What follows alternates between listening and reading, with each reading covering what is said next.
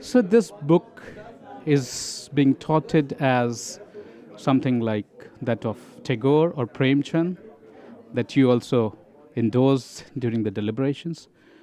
What is one ethos that resonate in your mind when you read the manuscript yesterday or some time back?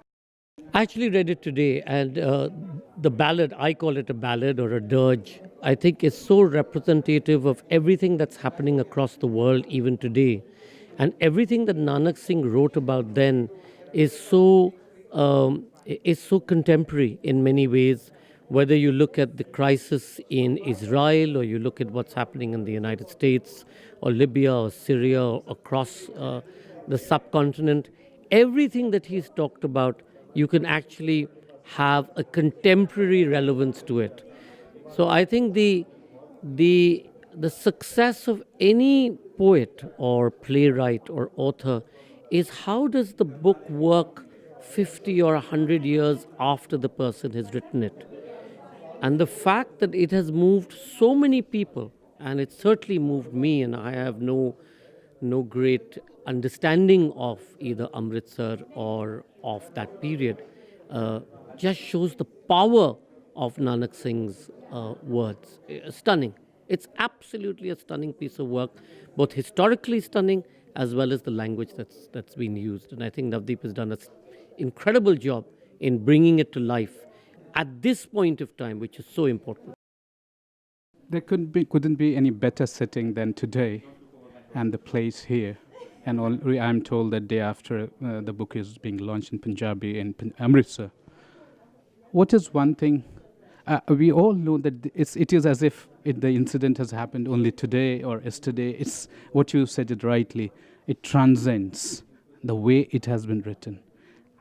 What is your essence on the content, and what it is one thing that drives you towards the liking for this book or the content that is there? The tragedy of our time is that we have very little sense of reading history and understanding it. This ballad and dirge really puts that into perspective. The importance of remembering, the importance of grieving, the importance of being able to commemorate some of these great tragedies that have happened, not just here, but in many different parts of the world. Colonial powers have wreaked havoc. Look at America, where they have completely decimated the Native American population. Look at Australia, where the Aboriginal population in Tasmania, where they linked hands, where the white supremacists linked hands and walked across the entire island shooting anything that remotely represented an Aborigine. The retelling of these stories are absolutely vital. Every few decades, we tend to forget the horrors that had befallen our ancestors.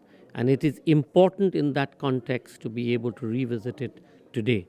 This is a poem not just for a particular group of people or people from Punjab. It is a dirge and a ballad for everybody to read and to be reminded that to be able to prevent the horrors of our time happening, we have to revisit history. And I think for that we need to thank Navdeep. Revisit the history, but it is also important to close the case by our colonial masters, the then colonial masters, the UK. Why it is still only 100 years and still they have not repented. That is something, a matter of great concern, and it needs redressal and closure. I think the UK needs to apologize for many incidents. I think this is one of many. The tribals who they shot in middle of India, the Afghan wars, and so many others. In many ways, I believe in karma.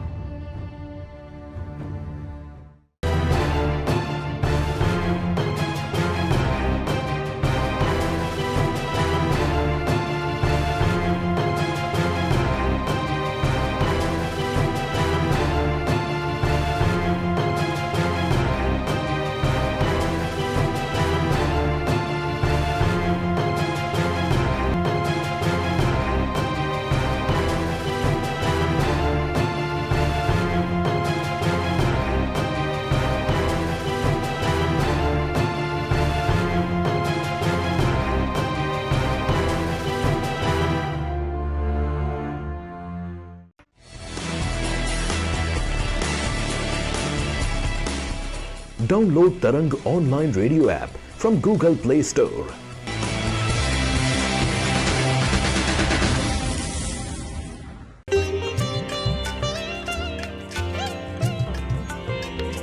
You are listening to Tarang Devotional Online Radio.